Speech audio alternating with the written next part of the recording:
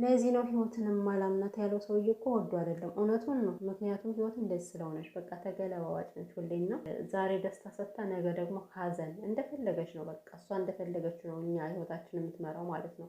በትናንትናው ዕለት ሄሉና ናት እጅግ በጣም ደስተኛ ነበሩ።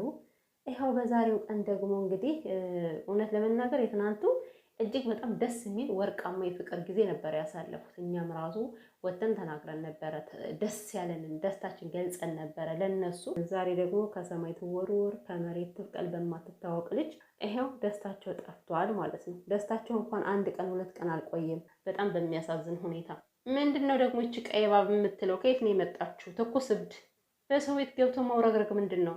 ሰላም ሰላም ቤተሰብ እንዴት ናችሁልኝ? እንዴት አመሻችሁ? ሰላማችሁ ብዙ ተረፍ ይበልልኝ። ለዚህ ቤት አዲስ የሆናችሁ ካላችሁ ላይክ፣ ሰብስክራይብ በማድረግ ቤተሰብ ሆኖ ነባሮችም ላይክ እያደረጋችሁ ለምታበረታቱኝ አመሰግናለሁ። እንግዲህ ቤተሰብ ዱብዳ በሉት እንጂ ዱብዳ። እቺ ደግሞ ከየት መታ እንደሆነ አናውቅም። እንግዲህ ወንድን በግድ የኔ ነህ ቃል ገብተልኛል እያለች ነው ማለት ነው። እና በመጀመሪያ ይሄን ቪዲዮ በሁለት መልኩ ብንወስደው ይሻላል። ምክንያቱም ከናቲ ላይ የሆነ እውነት የሚመስልም ነገር አለው፣ እውነት የማይመስልም ነገር አለው። ከፊቱ ላይ የሚናገራቸው ቃላቶቹ የተዘበራረቁ ስለሆኑ እና በሁለት መንገድ ስላችሁ፣ አንደኛ ነገር ናቲ ከሄሉ ላይ ድራማ እየሰራ ነው። ግን ናቲ እችን ልጅ የማያውቃት ከሆነ የምርም ድራማ እየሰራ ካልሆነ በእርግጠኝነት የምናገረው እች ልጅ ሰው ነው የላካት። በቃ አስመስላ ነው መሆን ያለባት። ሰው ከላካት ተከፍላ ከሆነ በቃ የግዴታ ማስመሰል ነው የሚጠበቅባት። የምታደርጋቸው ነገሮች እውነት ነው የሚመስሉት አሁን ከዚህ ላይ ማለት ነው። ምንም በቃ ውሸት ለምን በዚህ ያክል ትሆናለች ቃል ካልገባላት ብላችሁ ራሱ የሆነ ጊዜ ላይ ራሳችሁን ታሳምኑታላችሁ ከምትናገረው አንጻር ከምትሆነው አንጻር እና ነገር ግን ያው በሁለት መልኩ መመልከት ጥሩ ነው።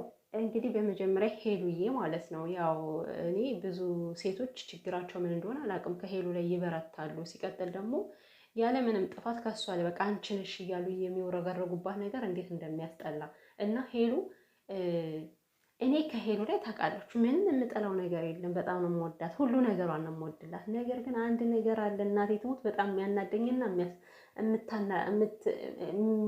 ምንድን ነው የሚባለው የምጠላው ነገር ቤተሰብ ጥፋተኛ ሳትሆን ሰዎች እንደዚህ ሲደነፉባት የሆነ እንዴት ነው አትሟገትም? ለምንድን ነው ግን? ሲቀጥል ደግሞ ዛሬ ስታለቅስ እንዴት እንደደበረኝ። ምክንያቱም በቃ ሄሉ ከዚህ በኋላ አንቺ መደሰት እንጂ ማልቀስ አይገባሽም። ሲቀጥል ደግሞ ሚዲያ ላይ ለምንድን ነው የምታለቅሽው? በጣም ወዳጅ እንዳለሽ ሁሉ እኮ የአንቺን እንባሳ የሚደሰት ሰው አለ። በፈጠረሽ በቃ ለምንድን ነው ለጠላቶች ደስ እንዲላቸው የምትፈቅድላቸው? እግዚአብሔርን እንባሽ ቢመጣም እንኳን ዋጥ አድርጊው ሄሉ። ማልቀስም ከፈለሽ በቃ ከካሜራ ጀርባ። ትናንት እንደዛ ተደስተሽ ስላዩሽ ዛሬ ሰው ልኮብሽ ቢሆንስ? ይሄን ለምንድን ነው የማታገናዘቢ? ለምንድን ነው የምታለቅሽው? አታልቅሽ በቃ እኛ ስታለቅሽ ደስ አይለንም። እና ደግሞ ሄሉ ሻዬ የኔ ቆንጆ የኔ ስፍስፍታን ሰፈሰፈች እኮ። እንደዚህ አትሁኝ ሄሉ፣ ገና ያልተረጋገጠ ነገር ላይ ማለት ነው። በዚህ ያክል ልትልፈሰፈሽ አይገባሽም። ጠንካራ ነው መሆን ያለብሽ። እንደዚህ ስትሆኝ ማለት ነው። እነዚህ አይናውጣ የሆኑ ሴቶች በቃ ስትልፈሰፈሽላቸው እነሱ እግራቸው ይረዝማል። ስለዚህ ጠንካራ ሆነሽ ነው መቆም ያለብሽ ማለት ነው። ሲቀጥል ደግሞ ናቲ ከጅምሩም ያንቺ ነው፣ ቀጣዩም ያንቺ ነው፣ መጨረሻችሁም ያንቺ ነው። የማንም አይደለም። ማንም ሊወስደው አይችልም። ማንም መጥቶ ስለደነፋ ናቲ የኔ ነው ስላለ ብዙ ነገሮች ስላወሩ ምንም የሚደረግ ነገር የለም። ፍቅር ስሜት እንጂ ፍላጎት አይደለም። ማንም እንደፈለገ መጥቶ ስላወራ የእሱን ሊወስድ አይችልም። እና ፍቅር የልብ ጉዳይ ነው። ማንም ሊመኘው ይችላል። ነገር ግን ስሜትን ልትጋፉት አትችሉም። እና ሄሉዬ ማለት ነው አሁን ይሄ ነገር እንኳን እውነት ቢሆን እንኳንም እውነት የማይሆነውን እውነት ቢሆንም እንኳን ማለት ነው በጭራሽ ናቲን መልቀቅ የለብሽም። በጭራሽ መልቀቅ የለብሽም። ከናቲ አጠገብ ነው መሆን ያለብሽ። ከናቲ ጎን ነው መሆን ያለብሽ። በዚህ ሁኔታ ናቲን ከለቀቅሽው አለቀ ነገሩ። እና ጠንካራ ሆነሽ ጎበዝ ሆነሽ በቃ ነገሮችን መከራከር አለብሽ ከናቲ ጋር። የሆነ እንዴት ነው እጅ ለእጅ መያያዝ አለባቸው ማለት ነው። እንደነዚህ መሰሪ አይነት ሰዎች ከመካከላቸው ሲገቡ ሁለታቸው በመያያዝ ነው አስፈንጥራችሁ ልጥሉት የምትችሉት። እና ናቲ ለምን እንደዚህ ታድርጋለህ ምናምን ብለሽ እንዳትከራከሪ፣ እሱን ለመረዳት መሞከር። በመቀጠል ደግሞ እጅ ልጅ ከመካከላችሁ ለማውጣት ሁለታችሁ መግባባት አለባችሁ። እና ፍራችሁ አሁን ሄሉ ድጋሚ መጎዳት አትፈልግም። እውነት ነው። ድጋሚ ከተጎዳች እኔ እንጃ ሄሉ መነሻዋን እኔ አላውቅም። ነገር ግን ደግሞ ፈጣሪ ያለ እና ቤተሰብ ማለት ነው። ያው ከናቲ ላይ የምትመለከቱት ልጅቷን እንደሚያውቃት ነገር ነው። ለምን አንደኛ ነገር ከውጭ ወተን እናውራ ይላታል። ሲቀጥል ደግሞ እሷ ናት ሚስቴ ላንቺ ስሜት የለኝም ይላታል። ይህችን ልጅ የማያወራት ከሆነ ላንቺ ስሜት የለኝም ሚስቴ ይህች ናት ብሎ ለምን ይላል? የማያወራት ከሆነ የማያውቃት ከሆነ እና ደግሞ የሆነ የምጠረጥሩበት መንገድ ውሸት እንደሆነ እንዴት ነው እንዴት ግትር ብሎ በቃ እኔ አላቅሽም ውጭልኝ ብሎ አላባረራትም። ገብቷችኋል አይደለ? በዚህ በኩል በቃ እኔ አላውቅሽም ምናምን እያለ ነገሮችን ለመሸፋፈን ይሞክራል። በአንድ በኩል ደግሞ ነገሮችን ላስረዳሽ እንደዚህ አይደለም ይላል። ማለት ምርጫ እየሰጣት ነው ያለው እና ከዚህ ላይ የሆነ ድራማ ነው ብላችሁ ታስባላችሁ? እናቴ ድራማ እየሰራ ካልሆነ ወይም ከነመፈጠራችን ልጅ የማያውቃት ካልሆነ ማለት ነው በዚህ መልኩ አያወራም ነበር፣ እንደዚህ አይወዛገብም ነበረ።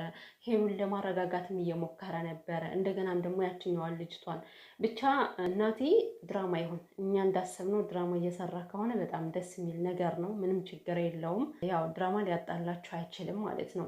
ግን ከዚህ ሁሉ ውጭ ከሆነ ማለት ነው ሄሉዬ ጥንቃቄ ልታደርጊ ይገባሻል። ምክንያቱም አሁን ላይ ሰዎች እንደተነሱብሽ ማወቅ አለብሽ። የምሬን በቃ ሄሉ እንድታለቅስ ነው በአጠቃላይ የሚፈልጉት ከሄሉ ወዳጆች ውጭ ማለት ነው። የሄሉና የናቲ ደጋፊዎች፣ የሄሉና የናቲ ወዳጆች ከዚህ መስመር እንደሌሉበት አውቃለሁ። ግን ከዛ ውጭ ያሉ ሰዎች የሆነ አንዳንድ ተባራሪ ሰዎች አሉ። በቃ የሷን ደስታ የማይፈልጉና እንደዚህ የምታለቅሰው የምታነባው ማስመሰል አለባት። በቃ እንደዚህ ካላስመሰለች ሄሉ እውነት ነው ብላ አታስብም። ገብታችኋል አይደለ? አሁን እቺ ልጅ ስታለቅስ ሄሉ ምንድነው የምትለው? ታንሰላስላለች። ለምን እንደዚህ ያለቀሰች? ለምን እንባ ታፈሳለች? በእውነት የተመሰረተ ነገር ከሌላት እንዴት በውሸት ልታለቅስ ትችላለች ብላ ታስባለች። እና ማስመሰል ነው የሚጠበቅባት። ምክንያቱም ተከፍሏት ከመጣች ከዛ ገንዘቧን እንጂ ማለት ነው ስለ ሰው ስሜት አትጨነቅም፣ ስለ ሄሉ ስሜት አትጨነቅም። ምን አገባት? ገንዘቧን ተከፍላ ነው የመጣችው። እና ናቲ ይሄ ነገር እውነትም ተፈጥሮ ከሆነ ማለት ነው የምር በህይወት እች ልጅ ከነበረችም እኮ ይሄ ማለት ኖርማል ነገር ነው። ምክንያቱም አንደኛ ወንድ ልጅ ነው፣ ሲቀጥል ደግሞ በሄሉ ላይ የነበረም ነገር አለ። በቃ ለአንድ እኩል ነው እኩል በኩል ነው የሚባባለው። የምሬን ነው።